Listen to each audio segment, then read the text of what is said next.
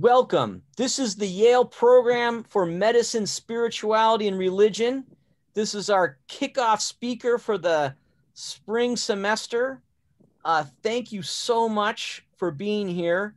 For those of you who are on our mailing list, thank you. For those of you who got this through the Yale calendar or other places and you want to be on our mailing list, I just put that. I'm putting our website is in the chat, and there's a little button there, and you can click it, and you can get your name on our mailing list. And the only thing you get, you won't get tons of emails. You just get an announcement from me about a week before, and an announcement from me the day before about our speaker. And we have some wonderful speakers coming up. I'm going to introduce Dr. Aubin in a minute, but I aim to have diverse perspectives from scholars in the community and different religious perspectives, and so boy, we really have this. So next month, Dr. Jerry Street, well beloved scholar and pastor, will be speaking. The following month in March is Brother Columba Thomas, who's a physician Catholic brother. And then we have our Edward Dobahal lecture coming in April, and that's Dr. Tyler Tate, who's a palliative care physician and a wonderful, wonderful speaker. Many people came to me and said, "You got to get Tyler Tate to speak." And we were going to have him last March, and there was this little thing called the COVID pandemic that was just beginning. And so we canceled it, but he was kind enough to come this April. So friends, welcome. Thank you so much for being here. I have the wonderful privilege of introducing Dr. Nicholas Aubin. Now, as a preamble, Islamic medieval intellectual history has been a personal enthusiasm of mine for many years. After the fall of Rome in the 450s, it was a time of hardship and struggle for the West, but the likes of Averroes and Avicenna in the early Middle Ages really led the intellectual tradition and made incredible advances in medicine and science, astronomy, map making, that they were places of innovation. So I've been casting about for a scholar to really tell that story, because we in the West, we don't know this story as well as we could, and it's a wonderful story. So I was delighted to find Dr. Aubin, and so here's who he is. He got his bachelor's in Near Eastern Languages and Civilizations at Yale in 2014, and then he got a PhD in philosophy at the Humboldt Universität Berlin, which means he speaks Near Eastern languages and German. And as a true gentleman of letters, he writes broadly on, ethics, logic, metaphysics, theology, natural philosophy, and he is a world expert on the Islamic medical intellectual tradition, presently doing postdoctoral research at the University of Warwick. So, gosh, so nice to make friends with Dr. Nicholas Aubin. Take it away, Dr. Aubin. Thank you, Benjamin. And I think that introduction was perhaps a little little overblown. I hope that the whole weight of, defending the Islamic intellectual history doesn't fall on my shoulders. We're actually going to be talking about only a very, very small part of that today, and we're not even going to hit on some of the larger names like Averroes and Avicenna, who you mentioned. We're going to be starting actually a bit earlier than that, at the very first of the Arabic philosophical tradition, and then working our way up to those figures. So providing a kind of exploration and background to some of the major ideas, which will then influence later Latin thought and, of course, medieval Renaissance thought. So by way of supplementing Benjamin's introduction to what he already said about the history of our Western heritage, I do want to emphasize the fact that Islamic intellectual history and Arabic intellectual history more broadly is more or less a continuation of what we think of as the Western Greek tradition in philosophy and in medicine. And we're going to see how exactly that works out to some degree in some of the texts we're going to be exploring today. But I wanted to highlight the fact that, medicine, along with philosophy and a lot of other sciences in this time period, were more or less carried over through some, mechanisms of transposition and translation into Syriac and then into Arabic. And, I think it's more helpful to think of it as a continuity than as a sort of, a tumult of some sort of a change into one thing or another. So with that out of the way, we're going to talk today in particular about how, the medical tradition incorporates ideas about the soul and ideas about the spirit. And you can see how such a topic would draw upon texts and thinkers which aren't purely in the medical tradition, but also in other areas of that intellectual landscape, in particular in philosophy. There's a lot of overlap. And in fact, one of the, celebrated works of Galen, a major physician, was also that the physician should be a philosopher. So there is a definite union of these tasks in this time period. And I think a lot of the texts we'll look at today, it's sometimes hard to tell, is this a medical work, is this a philosophical work? And it's because philosophy was a much broader concept, and also medicine incorporated things which we don't always think of as medicine today. So I want to also try to show that there's quite a bit of nuance to some of the topics which come up in medicine. There's this sort of trope which you'll hear in some popular works from the time about how medicine is really just treating opposites with opposites. If somebody's too warm, you cool them down. If somebody's too cold, you warm them up. So I want to try and show that medicine was actually much more complicated than that, and it took on challenges posed by psychological investigation, which not always on the top of everyone's mind when they think of Arabic medicine. So I'm going to start sharing my screen. I do have a nice PowerPoint for everybody. Let me see if I can bring it up here. Hoping that it is readable. It's hard to guess with font sizes if you're on a big screen, but I'm hoping if anybody has trouble with any of the text, let me know. I can read it out. So the topic today that I'm going to speak on is healing the soul and healing the body, and not just these two things in isolation, but somehow how they're interconnected. And there are a number of main questions which are going to drive today's discussion. This idea of spiritual medicine comes up quite early in the Arabic medical tradition. In fact, there's a book called Spiritual Medicine by a famous physician, Al-Razi. And I want to really get at what is spiritual medicine. Is it one thing, or is it many things for many people? And what kind of a place does it occupy in medicine more broadly and in science and philosophy together? And related questions that fall under that heading are whether or not health can be considered as something which draws on the health of the body and the soul. Is there a place for the health of the soul in an overall general picture of health? And if there are, such a thing as health of body and health of soul, do they have any influence on one another? Does the health of the body influence the health of the soul? Or does the health of the soul influence the health of the body? Or is it some sort of an isolated instance? So to begin, see if I can get to the first slide here. This is not Al-Kindi, actually. This is somebody else, but we don't have any good pictures of Al-Kindi. Al-Kindi was really considered Philosophers al-Arab, the first of the Arab philosophers. He was one of the real pioneers in the field. And he has a number of ethical works. This one I picked to talk about today is a treatise on dispelling sorrows.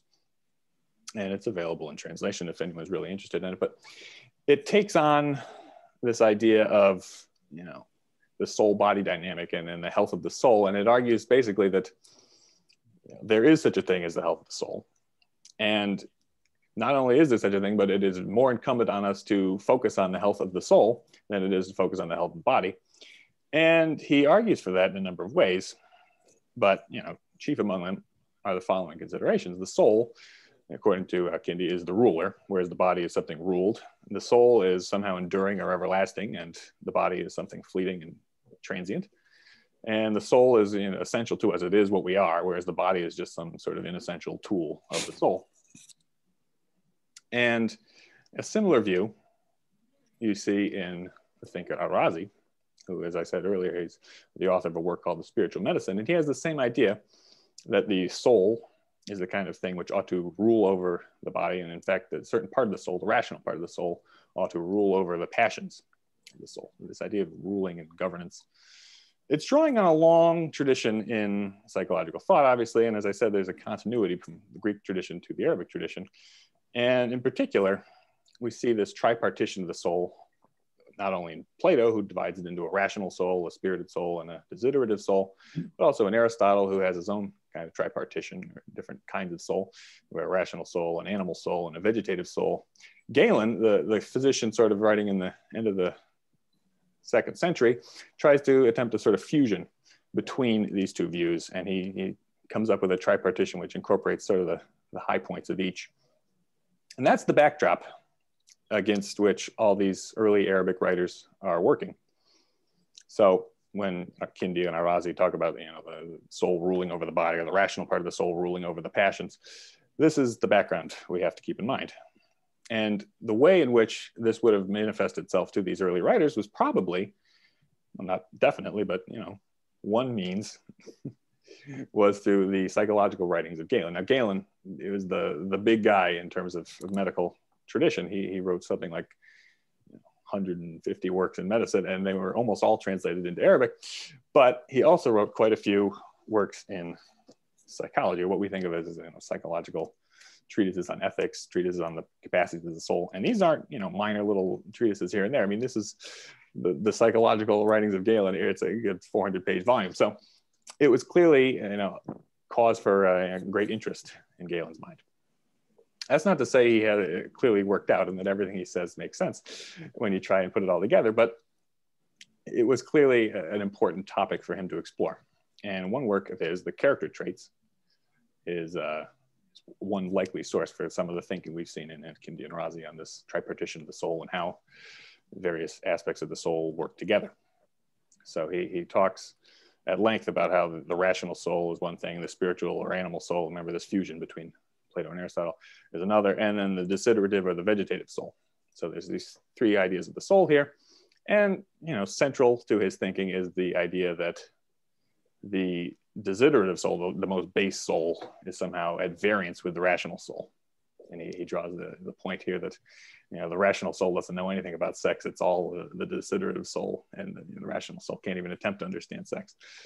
And he also stipulates that the spirited soul has some sort of unique relationship to the rational soul. It's not quite an antagonism like we see in the case of the desiderative soul and the rational soul, but something more like the relationship between a dog and a hunter, or the horse and a rider. And these animal metaphors are, not unique to Galen. These come, again, from a long tradition of thinking about this tripartition. And, most famously, of course, is Plato, who likens these other two capacities of the soul to various, horses, whether they're well-behaved horses or, sort of irritating, ugly horses that do whatever they like. Right. So the famous part of the Phaedrus here, where he likens the charioteer, the guy driving the team of horses, to the rational soul, and then these other two parts of the soul, the spirited and the desiderative. So, it's an operative element in his larger, mythology of the soul, and how, one ought to contemplate the good and everything like that. But the image persists. Question, Nicholas, could you describe the difference between the desiderative soul and the animal soul? We might have physicians here on the call, and we don't know our Galenic tripartite, division of the soul. A quick definition might be helpful here. Right. Well, for Plato, I think the desiderative soul is the thing which, is capable of desire and lust, the thing which, stirs up all kinds of reproductive instincts. Whereas the spirited soul may be something which, you know, when you are faced with an injustice, you're stricken with anger or you know, outrage.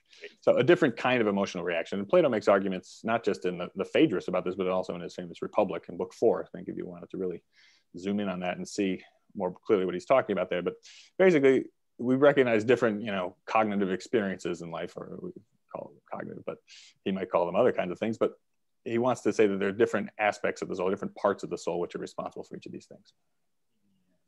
And I think the darker horse here on the vase is meant to represent this desiderative soul. It's looking downwards toward the ground, whereas the spirited soul is somehow more noble and more refined. It has the right kind of abilities that would allow a rider to, you know, use it for good. Hope that helps. I mean, this is all very, very good, and people have written books about this for decades and centuries here. But all this is just by way of a background for what we're going to talk about later.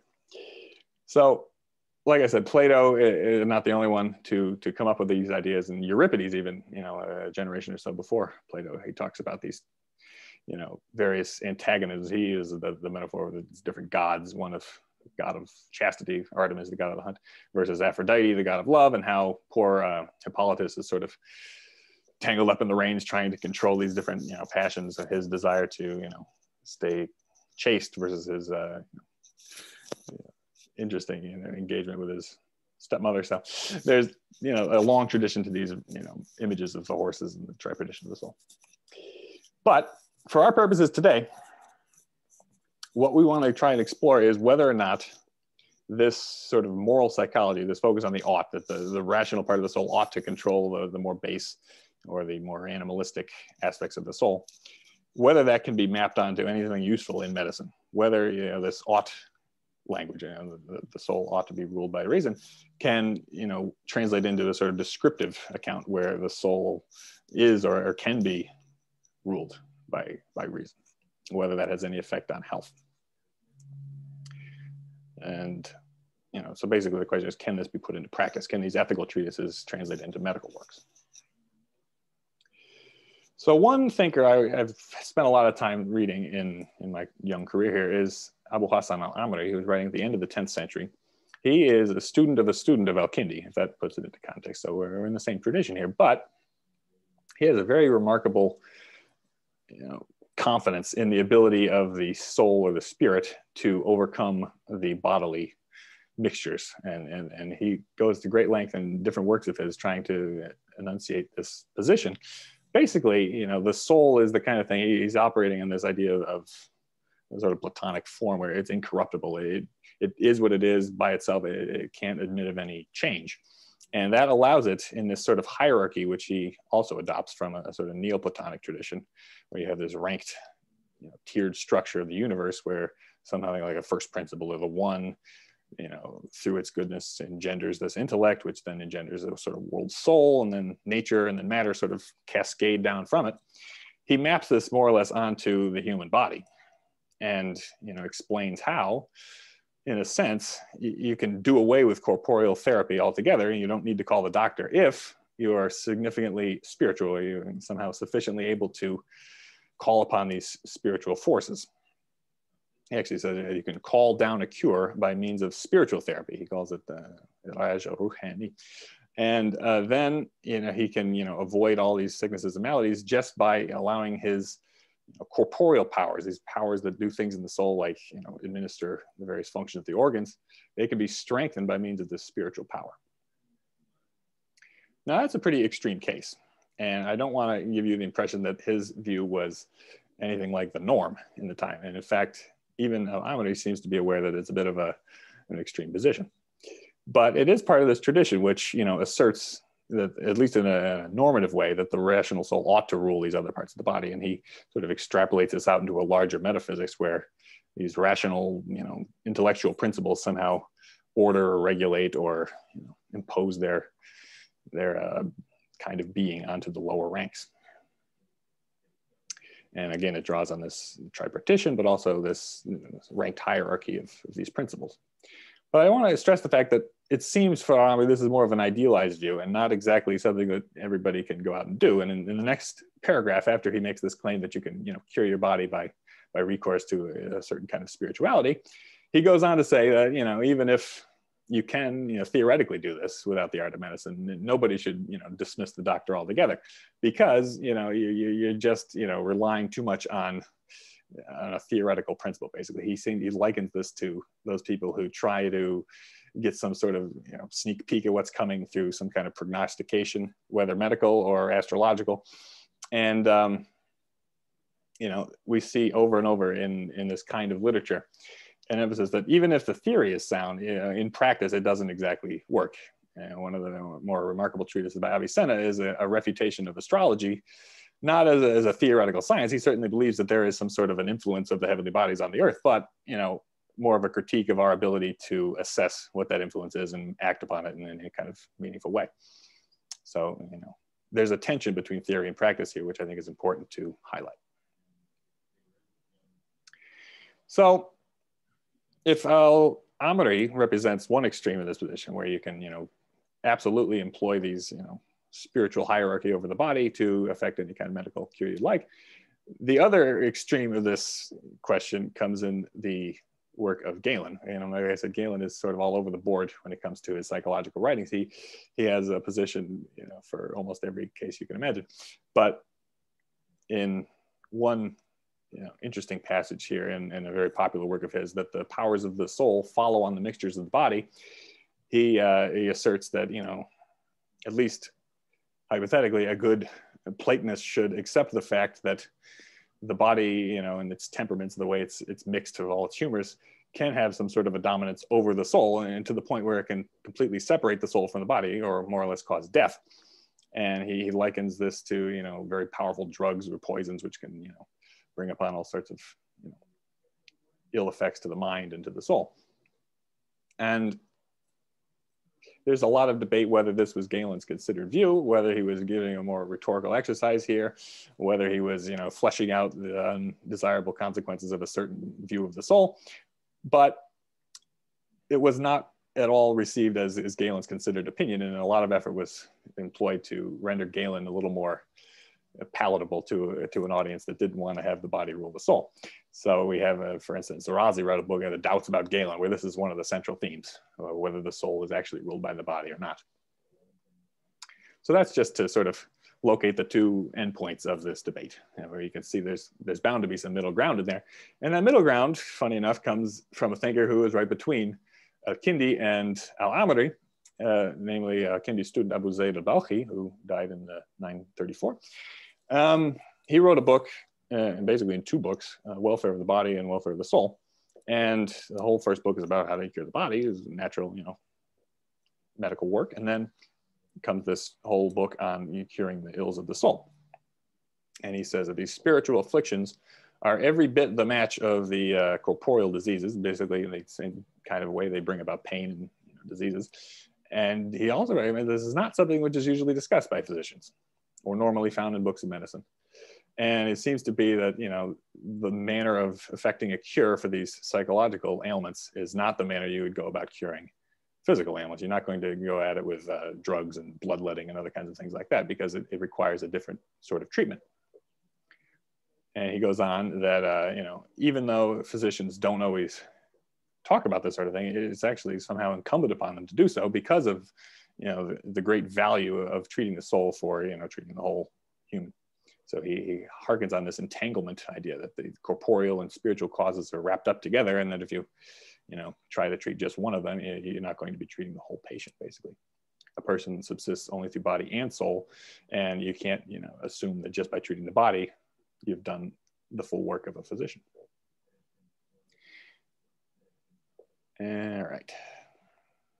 And he goes on and on about how, the spiritual affliction, these sort of what we think of as emotive states or episodes, or like grief and rage and that sort of thing, can have a real effect on the physical constitution of the body. They can cause you to be flustered, to shake, they can even turn you yellow, he thinks. And he also, points out that these are not something that, you can just avoid. You can't, live your whole life and never be subject to grief or, sadness or anger or something like that, because these strike always, they're always present, and they're actually much more, penetrating strike than some of the corporeal afflictions. He says corporeal afflictions come and go. You're healthy most of the time, and you get a cold and then you recover. Whereas every day you're faced with these spiritual afflictions. So that's an important distinction he draws there. And he also goes to great lengths to emphasize the particularity of these afflictions. Now, every person has to, have their own ideas about strength and their own weakness, and you recognize those strengths.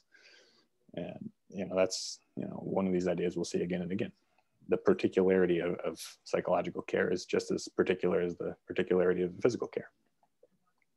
There's no universal stamp that everybody must employ, their reason. Although, as we'll see, some of his attempts at treating this sort of psychological ailments rely on the emphasis on thought and dialogue. So this thought, you can even think of it as an internal dialogue, telling yourself kind of things, which is, of course, a very old idea. We see it all the way back in Homer, where, Odysseus strikes his chest and yells at his heart to, be strong. And, that same idea comes through here, where, you can think your way through these episodes of grief and sadness, but you can also have somebody else help you. And he goes on at length talking about how various kings always employ these sort of wise counselors to help them through times of trouble. And he emphasizes too the role of habituation. Once you're, in some sort of a moderate state, then you can, gradually become more and more able to deal with things like grief and sadness. Another writer, right around, well, a little later than Abu Zayd al-Balkhi, about 100 years later, also emphasizes this kind of entanglement and the mutual interaction of these bodily and spiritual causes. Ibn Miskawayh was, one of the more popular writers on this genre. Although it's important to remember, this is not a work of medicine. He's writing basically a work on ethics, what we think of as moral psychology, how, again, the rational soul ought to rule. And while he acknowledges that, there is this entanglement between the spiritual causes, bodily causes, he doesn't go to great lengths and sort of sussing out the particulars of that engagement. He paints this picture and then, reiterates some of the same ideas we've seen earlier about how it's important for the mind to try and gradually overcome the influences of these lower passions. All right. Which brings us to one of the last thinkers I wanted to talk about today. This is Abu Sahal al-Masihi, a very, lesser known character in the history of philosophy, but a very important and influential one, as he was the teacher of perhaps the most important thinker in this tradition, Avicenna.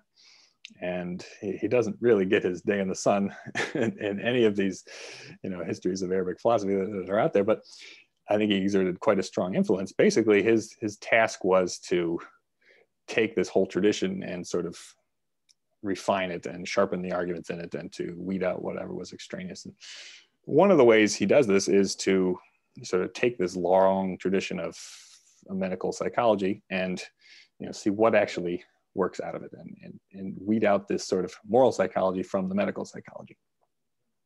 So right off the bat, this is a very popular work of his. This is Universal Medicine, basically the Reader's Digest version of medicine that you could buy. It fits, nicely between two covers, and it's, not anything like a handbook of medicine, but it gives you the rudiments. It's sort of like what you'd read, I guess, if you were not a physician but wanted to be or something. I don't know. Anyway, the states of the body, of course, are dependent on the state of the soul, and the opposite is true also. When the states of the soul change, then the states of the body change. So there's this mutual interaction, which we've seen already in Abu Zayd al-Balkhi and also in Ibn Miskawayh. And he also draws attention to the strength of these affections. So extreme anger, extreme grief, they can all really have a serious effect on the body. Remember what Galen said about the mixtures of the body can somehow cause the soul to dissociate. Here we're talking about not just the mixtures, but also these strong emotions, which I guess on this account, since they're entangled with the mixtures, can influence the mixtures, which can then influence the soul again. So we see there's a clear connection there. And mapping that same idea, we've seen again the sort of normative claim that the soul is the leader of the body. That is used here to account for why the influence of the soul on the body is greater than the influence of the body on the soul. So, since the soul is the leader, is in charge of the body, that's why the influence of the soul on the body is stronger.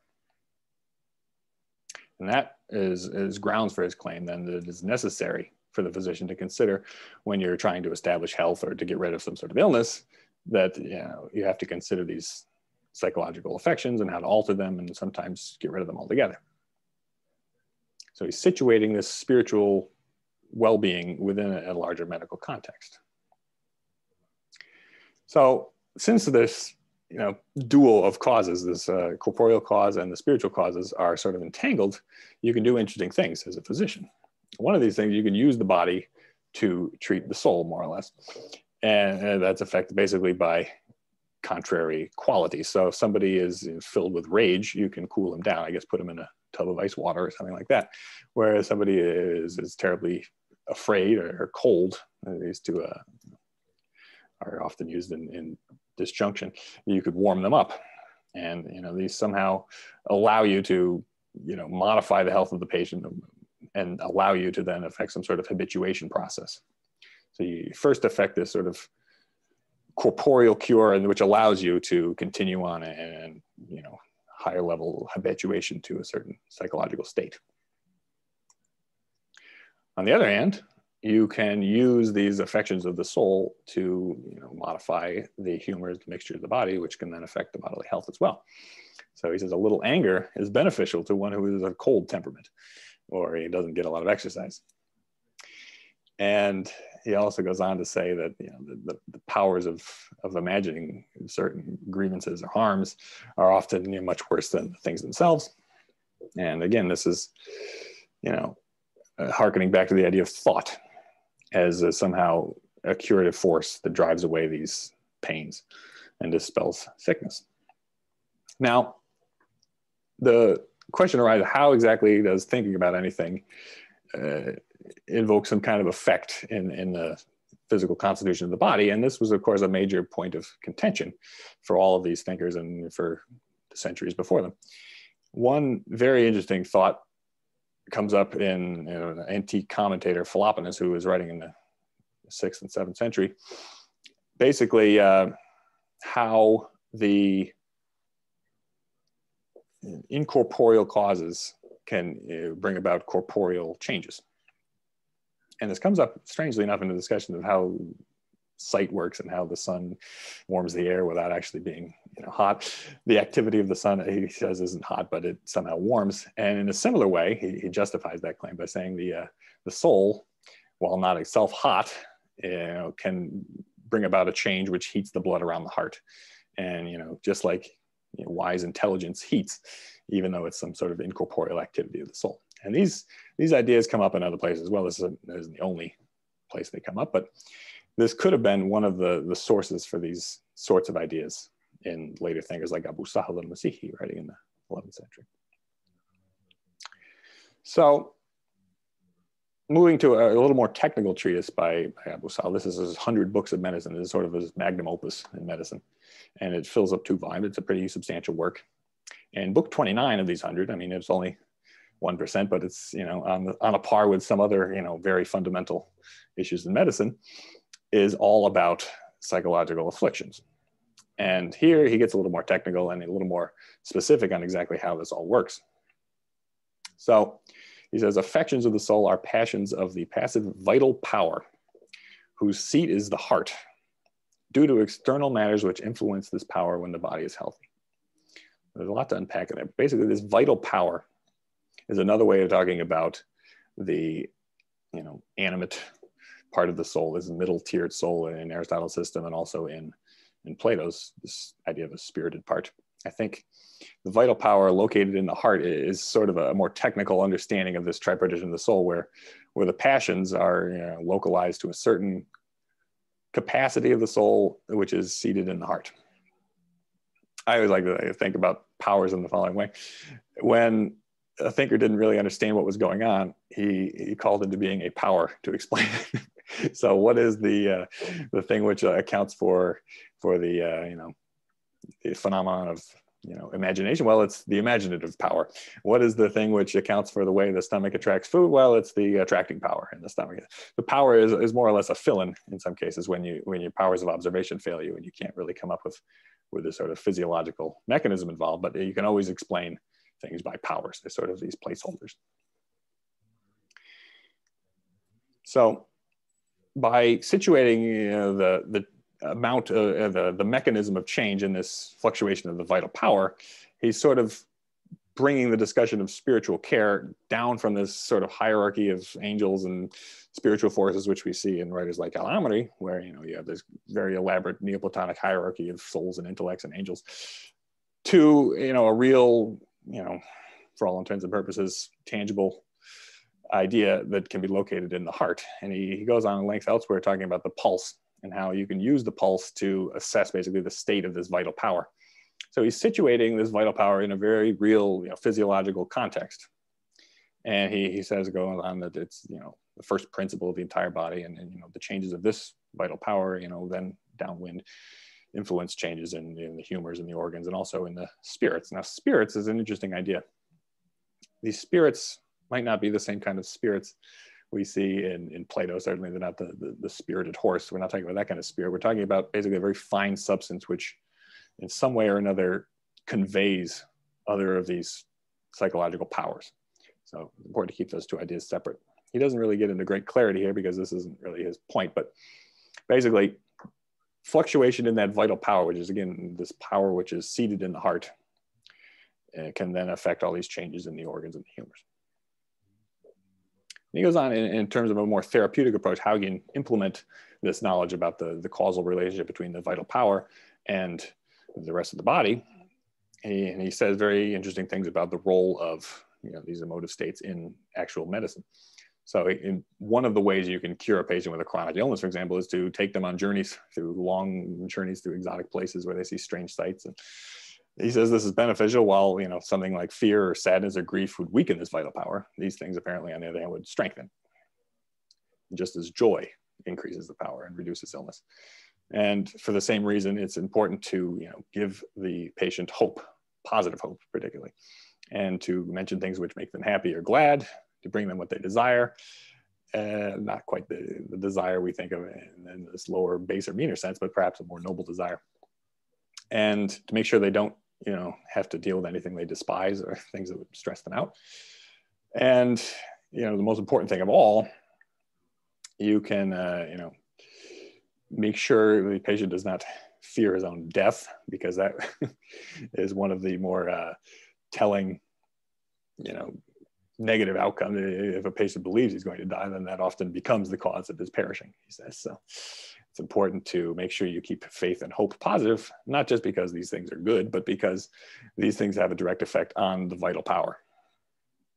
So it's a long cry from what we saw in a writer like Al-Amri, who's focused on the role of faith and supplication and actually calling down some sort of spiritual cure from the heavens.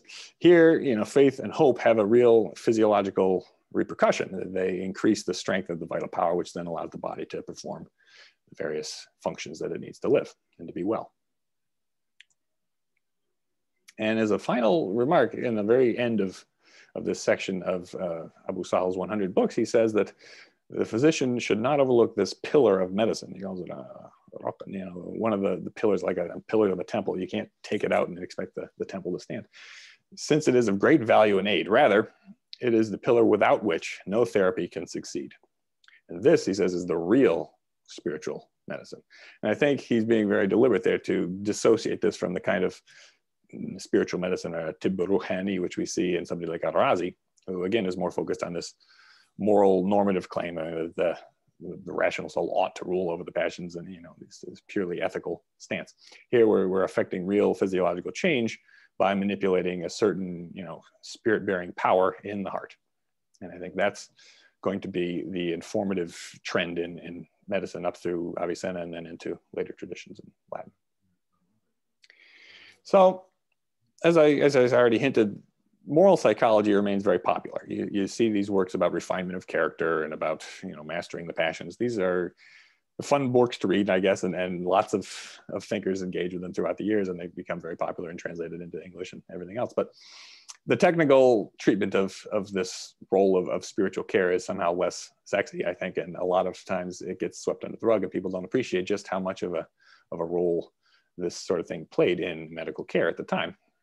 You know, everyone likes to hark on ideas about mental health in the Arabic tradition, and they always focus on things like melancholy, but those are certainly not the full spectrum of areas where mental health is assessed. And those do tend to rely more on material causes. Melancholy, of course, is just the accumulation of black bile in the brain, which has a very physiological treatment. You basically drain whatever, you know, blood or black bile you can from the area of the brain that's affected. Here we see a totally different idea. This is, you know, using the various psychological affections or emotions that we think of to manipulate a certain physiological state in the body, and how that is a central element of all medical treatment. So one more thing, in the later literary traditions, we see this same idea that the, you know, afflictions of the soul can have a physiological effect on the body. It comes up again and again in these sort of popular anecdotes, and, you know, viziers who are suffering from all kinds of, you know, arthritis or headaches or things like that will call on some famous physician to try and treat them, and the clever physician will, you know, go in there and steal his horse and ride away to some faraway land, and then write a letter back to the vizier and say, yes, I knew that your great anger would cure your rheumatism or whatever, and, you know, they'll get a reward of 50,000 dinars. Those are probably not real episodes or real case studies of this sort of thing in practice, but they do speak to the popularity of this view that there is an entanglement of these psychological and physiological causes. All right, with that, I think I'm going to wrap it up. I appreciate all your attention and your questions, and I look forward to discussing this in the remainder of the talk. Thank you.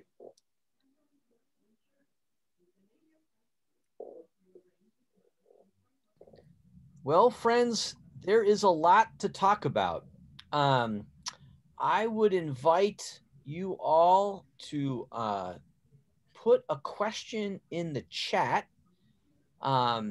if you have a question, and if you are deeply moved, feel free to unmute thyself and speak. I have a ton of questions. We will run out of time, I am sure. Okay, look at this. Someone said, Kevin, may I ask a question? It is easier to say than type. Kevin, where are you on this Zoom call? Unmute yourself and speak. Hello, Kevin. Here I am. From, and say your name, or say your question. So my name is Kevin Van Bladel. I'm a professor of Near Eastern languages and civilizations at Yale. And the kinds of texts that we've heard about fall within the domain of things that I study. So let me actually first testify, for those who don't specialize in medieval Arabic texts, what a lot of work Nicholas has made look easy in this presentation. I mean, you might not know it, but he's reading unedited manuscripts. He's surveying hundreds of years of technical treatises, finding this thread about spiritual medicine or psychology. And some of these texts haven't been linked together ever before. So from that point of view, this is especially exciting. Now, my question concerns the distinction between moral psychology and medical psychology. Nicholas, I think you got me more excited about Abu Sahl al-Masihi through this presentation.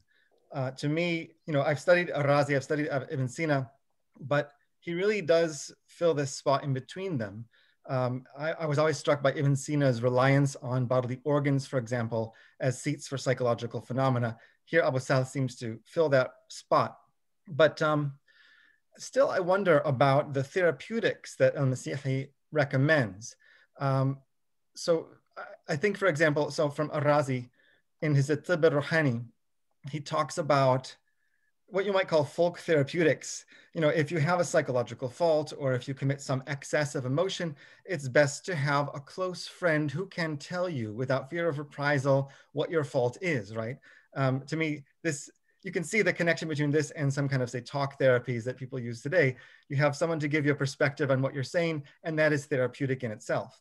Does Abu Sahl al-Masihi deal with this kind of folk therapeutics or moral psychology? And does he exclude it completely? And turn towards, say, medical treatments, heating, cooling, drugs, and that sort of thing. How sharp is this divide? That's the question. Well, I don't think it's a sharp divide. I do think he incorporates some of the best of all these traditions.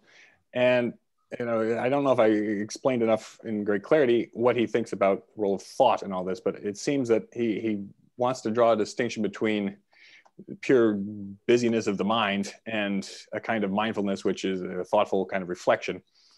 So he compares ishtighal, or the preoccupation with fikr, the real, intellectual sort of grappling with whatever issues plague you. And I do think that the same kind of, almost folkloric therapy where you could, either on your own or with the help of another, identify the, rational issues behind, whatever great grief you're facing. I think that's still operative in other stuff. Whether that would have been his first course of action, probably not. I think he was more attuned to the way in which, more commonplace emotive states can bring about changes in the body. I mean, he wrote quite a bit about the pulse, which was a very popular work of his, actually, about how you can detect certain elevated pulses in people who are experiencing anger or joy, that sort of thing. So, I think he's more of a physician in that respect than Razi is a Tibb Ruhani. I mean, it's localizing these physiological experiences in a sort of psychological condition. Sam has his hand up, and then I see Yolanda had a question in the chat. So Sam, you go first, and then we'll ask Yolanda's question. Thank you, Doc. And thank you, Dr. Aubin. Thank you for this fascinating and enriching talk. I'm curious to know if the thinkers located this vital power, or is it vital energy, other than just in the heart, and if that had a more effective result or different results than just the heart. Have you come across other places where the soul is located in the body in the literature that you've explored? Well, the vital faculty, or sometimes it's translated capacity or power. I mean, it's all the same word in Greek and in Arabic. It's dunamis or kuwa. But the important thing is it's not the only part of the soul. There are three, and the liver is usually recommended as the base, desiderative, faculty of the soul, and the brain is, of course, where the reason is located. Of course, for some thinkers, it's different. Aristotle, he's much more of a cardiocentrist than somebody like Plato, and certainly thinkers like Avicenna will try and situate, the more reflective, intellectual components of the soul's activity in the brain, various detailed parts of the brain, the front part, the middle part, the back part. So yeah, I don't want to paint the picture that all of the thinking about the soul is located in the heart. That is certainly not the case. Just these particular vital functions, the functions which drive the day-to-day life of the body, basically. I'm going to ask the question in the chat, and then Jimmy, you're next. Thank you. The question that Yolanda asked was, do these philosophies address congenital defects or brain injuries where it is most likely impossible to impact the psychology of the afflicted person? What do these folks think about that? Well, there are certainly, long discussions here and there in the literature about whether or not character, or what we think of as the sort of dispositional behavior of these people, is something due to them by nature or due to them by upbringing or by education. And, there seem to be good arguments on both sides. The fact that children, for example, who haven't been educated at all, do exhibit different, kinds of spirited behavior. But there is this overriding idea that education can, bring about some sort of change. Whether or not it can, to affect the total, alignment of the various faculties of the soul is another matter. But in terms of brain injury, it's interesting you say that. I do recall reading, I believe it was in Avicenna, his arguments for the localization of certain capacities of the soul and the mind in various parts of the brain depends to some extent on what part of the brain of his patient was injured.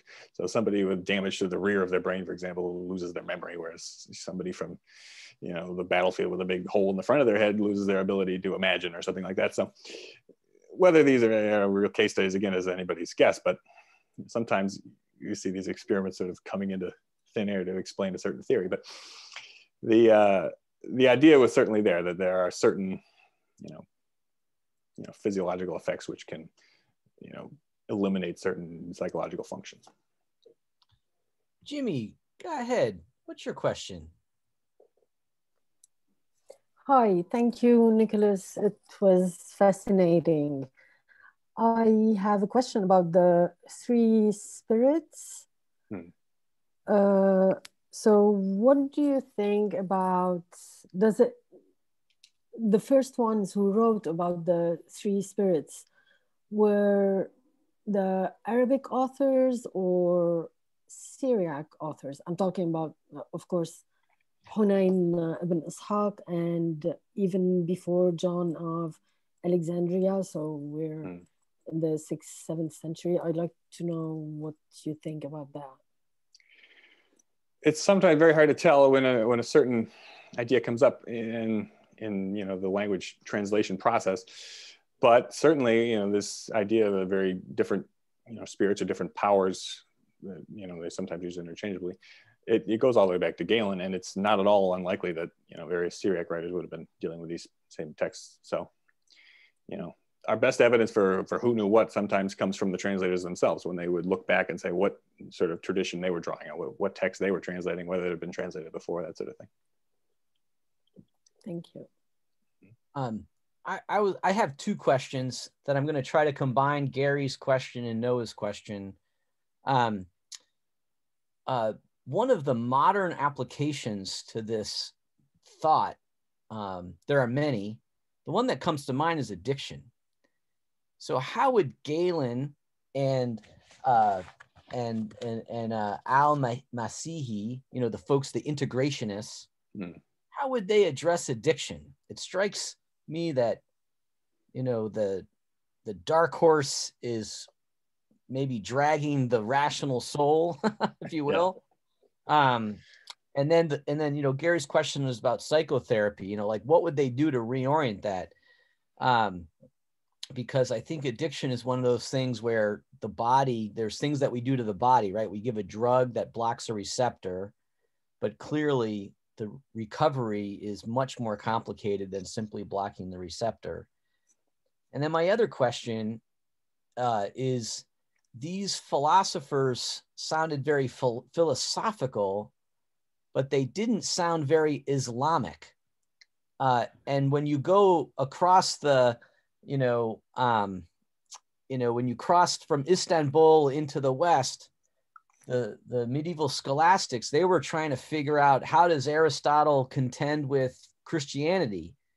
And I'm sure these philosophers dealt with that.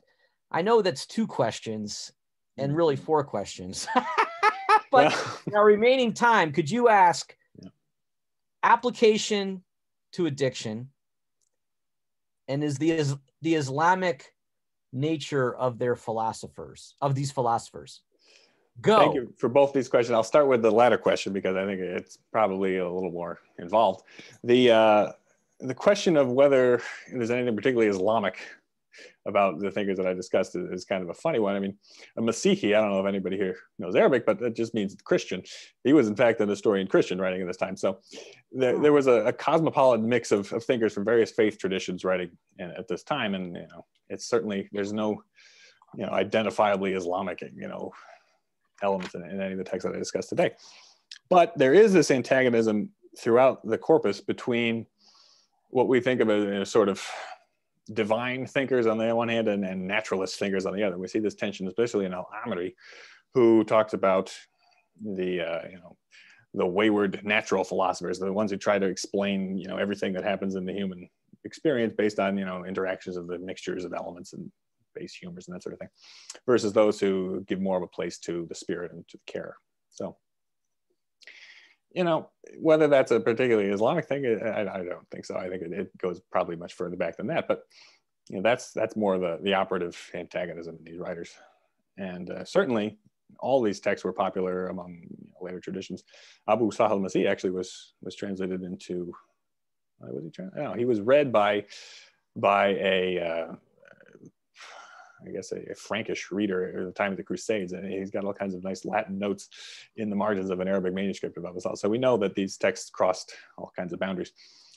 To the point of addiction, I haven't come across any, you know, clear-cut thing in the literature that matches what we think of as addiction. And I think probably a lot of it would have maybe gone undetected.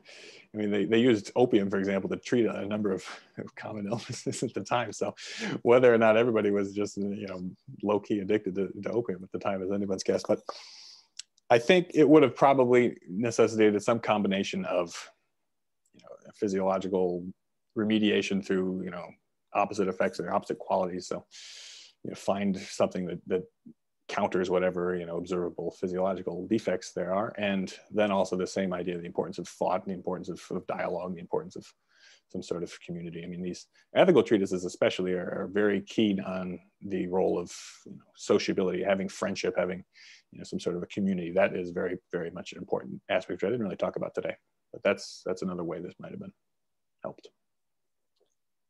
Gosh, right.